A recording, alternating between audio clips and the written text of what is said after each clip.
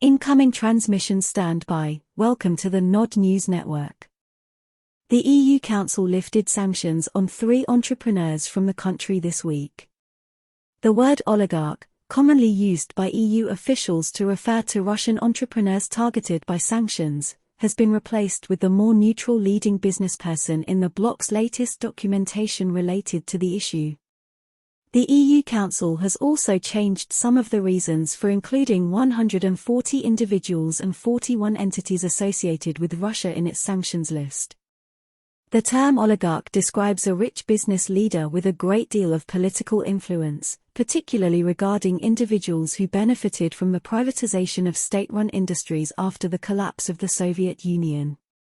The term no longer appears in EU reports justifying the imposition of personal sanctions against Russian tycoons like Alisher Usmanov, Pyotr Avin, Roman Abramovich, and Oleg Deripaska.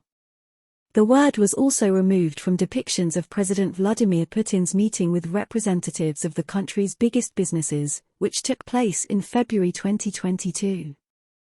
Earlier this year, the EU Council clarified the formal criteria for introducing individual sanctions against Russian businessmen, expanding the official reasons allowing Brussels to blacklist those with relating to the sanctioned country. According to these regulations, the EU can impose sanctions on large businessmen operating in Russia and businessmen operating in economic sectors considered an important source of income for the country. According to the latest amendment, the sanctions against Alexei Mordashov, chairman of Russian steel giant Sevastol, meet both criteria.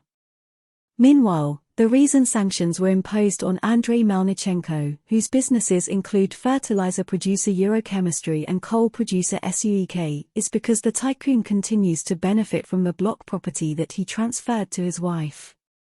Melnichenko was previously identified only as the former owner of the production groups.